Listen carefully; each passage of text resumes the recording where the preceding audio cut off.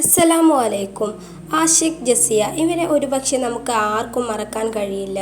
ദാമ്പത്യ ജീവിതം എന്താണെന്നും അവർ തമ്മിലുള്ള സ്നേഹം എങ്ങനെയായിരിക്കണമെന്നും ലോകത്തിന് പഠിപ്പിച്ച ദമ്പതികളിലായിരുന്നു ജസിയ, ആഷിഖ്. അവർ തമ്മിലുള്ള സ്നേഹം കേരളമൊട്ടാകെ കണ്ടതാണ്. ഒരു ഭർത്താവ് എങ്ങനെയായിരിക്കണമെന്ന്, തൻ്റെ ഭാര്യയെ എങ്ങനെ സ്നേഹിക്കണമെന്ന് പഠിപ്പിച്ചവനാണ് ആഷിഖ്. ഒരു വർഷം മുമ്പാണ് ജസിയ എന്ന പെൺകുട്ടി മരണപ്പെട്ടത്. എല്ലാവരേക്കാളും വേദനയുണ്ടാക്കിയത് ആഷിഖിന് തന്നെയായിരുന്നു. കാരണം ആഷിഖ് അത്രമേൽ സ്നേഹിച്ചിരുന്നു. വിവാഹം കഴിഞ്ഞ് ഏതാനും ദിവസങ്ങൾക്കകം ആ പെൺകുട്ടിക്ക് അസുഖം വരുന്നു. കേരളത്തിലെ പ്രമുഖ ആശുപത്രികളിലെല്ലാം കയറിയിറങ്ങി. രോഗശമനത്തിനു വേണ്ടി അയാൾ ഓടി നടന്നു.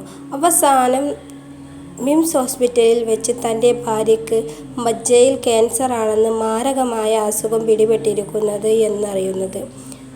കൈക്കുഞ്ഞിനെ പരിചരിക്കുന്ന പോലെ ജസിയയുടെ നിഴലായി കൂടെ എന്നും ആഷിഖ് ഉണ്ടായിരുന്നു. ചെറുപ്രായത്തിൽ തന്നെ അവളുടെ ഉപ്പ മരണപ്പെട്ടു പോയിരുന്നു. ഉപ്പാന്റെ സ്നേഹം കിട്ടാതെ വളർന്നവളായിരുന്നു അവൾ. ആഷിഖ് അവളെ ചേർത്തു പിടിച്ചു. അവസാനം ആ വാർത്ത എല്ലാവരെയും സങ്കടത്തിലായി തീർന്നു. അതായിരുന്നു അവളുടെ മരണവാർത്ത. രോഗാവസ്ഥയിൽ ആശുപത്രി കിടക്കയിൽ കിടക്കുന്ന ജസിയയുടെ അടുത്തായി നിൽക്കുന്ന ആഷിഖിൻ്റെ ചിത്രം അന്ന് എല്ലാവരും കണ്ണീരോടെയാണ് കണ്ടത്.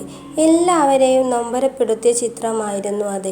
അന്ന് ആ ചിത്രത്തിന് താഴെ എല്ലാവരും കമൻ്റ് ചെയ്തിരുന്നു, യഥാർത്ഥ ഭർത്താവ് എന്നാൽ ഇങ്ങനെയായിരിക്കണം എന്ന്. എന്നാൽ പടച്ച റബ്ബിൻ്റെ പരീക്ഷണങ്ങളായി കരുതി ആഷിഖ് ജീവിതം മുന്നോട്ട് നയിച്ചു. തൻ്റെ ഭാര്യ മരണപ്പെട്ട് ഒരു വർഷമായിട്ട് പോലും ആ ചെറുപ്പക്കാരൻ ജസിയയെ ഇപ്പോഴും ചേർത്ത് പിടിക്കുകയാണ്. തൻ്റെ മനസ്സിൽ പ്രിയതമയായ ഭാര്യയോടുള്ള സ്നേഹം എത്രത്തോളം ഉണ്ടായിരുന്നുവെന്നുള്ളത് നമുക്ക് മനസ്സിലാക്കാൻ കഴിയും. 2 ആഴ്ചകൾക്ക് മുമ്പ് ആഷിഖ് യൂട്യൂബിൽ കുറിച്ച ഒരു പോസ്റ്റ് നമുക്ക് നോക്കാം. ഇന്ന് റജബ് 24. എൻ്റെ ജസി നമ്മളെ വിട്ടു പോയിട്ട് ഇന്നേക്ക് 1 വർഷം. ഒരുപാട് ബുദ്ധിമുട്ട് സഹിച്ചാണ് അവൾ ഈ ദുനിയാവിൽ നിന്ന് പോയത്.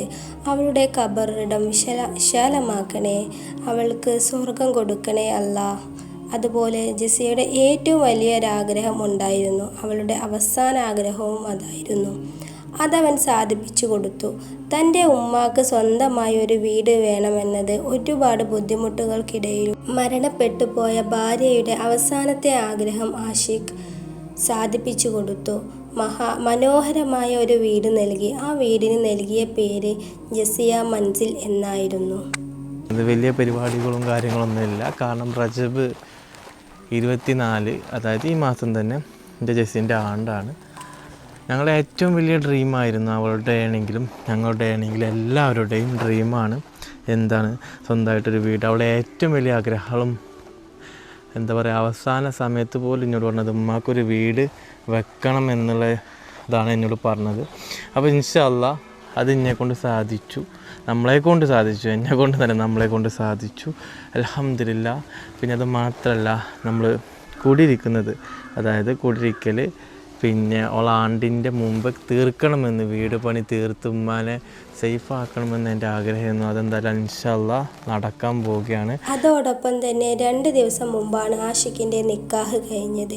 ആഷിഖ് വിവാഹം ചെയ്യുന്ന ആ പെൺകുട്ടിയോട് സമൂഹം പറയുന്നത്, നീ ഏറ്റവും വലിയ ഭാഗ്യവതിയാണ്, ഏറ്റവും സുരക്ഷിതമുള്ള കയ്യിലാണ് നീ എത്തിപ്പെട്ടിട്ടുള്ളത്, നല്ലൊരു ഭർത്താവിൻ്റെ അടുക്കലാണ് നീ എത്തിച്ചേർന്നത്.